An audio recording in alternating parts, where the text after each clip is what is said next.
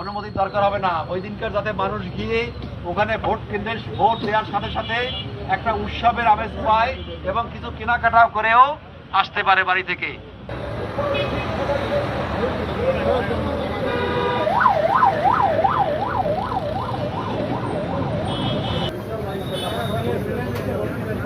সবাই যোগ দেবেন, ঠিক আছে?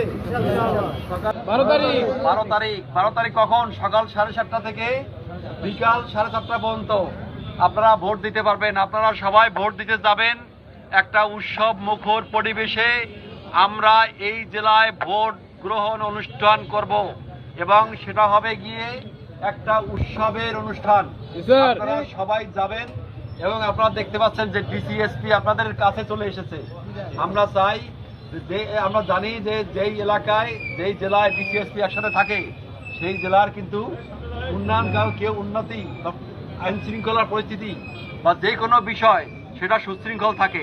এই জন্যই আপনাদের কাছে চলে আসা, আপনাদের কাছে চলে আসা।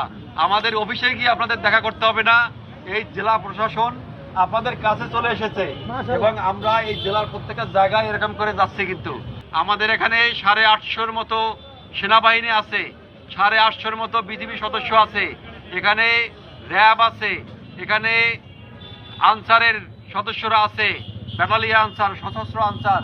প্রত্যেক কেন্দ্রে এবার 3 জন করে সশস্ত্র পুলিশ থাকবে, আনসার থাকবে। আমরা প্রত্যেকেই এরকমের ইউনিয়নে একজন করে ম্যাজিস্ট্রেটের নেতৃত্বে আমরা আইন শৃঙ্খলা বাহিনী রক্ষাকারী বাহিনীকে দেব।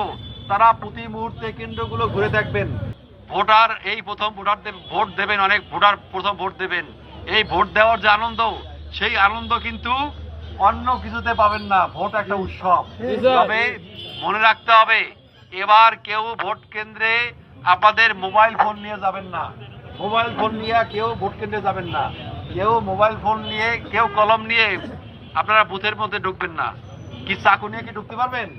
না, কিছু নিয়ে আপনারা ঢুকতে পারবেন না। আপনারা যাবেন একেবারে পরিবার সহ।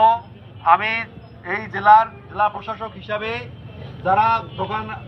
যারা ব্যবসায়ী রয়েছেন তাদেরকে আগেভাগেই অনুমতি দিয়ে রাখলাম যে আপনারা ভোট কেন্দ্রের আশপাশে আপনাদের দোকান নিয়ে বসে যাবেন আপনাদের সুবিধা মতো। সেক্ষেত্রে আমি আগেই অনুমতি দিয়ে রাখলাম, পরবর্তীতে আপনাদের আর কোনো অনুমতির দরকার হবে না। ওই দিনকার যাতে মানুষ গিয়ে ওখানে ভোট কেন্দ্রে ভোট দেওয়ার সাথে সাথে একটা উৎসবের আমেজ পায় এবং কিছু কেনাকাটাও করেও আসতে পারে বাড়ি থেকে।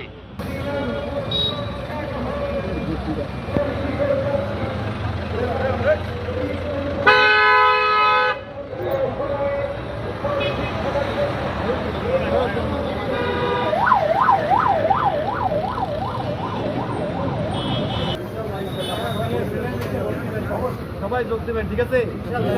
সকালে গোসল করে ভালো করে আবার ভালো সুস্থ ফোটাও আপনার যাতে সুস্থ মতো বাড়ি থেকে গিয়ে ভোট কেন্দ্রে গিয়ে যদি বেশি কিছু খাওয়ায় তাহলে মনে করবেন কি এটা অবৈধভাবে খাওয়াচ্ছে।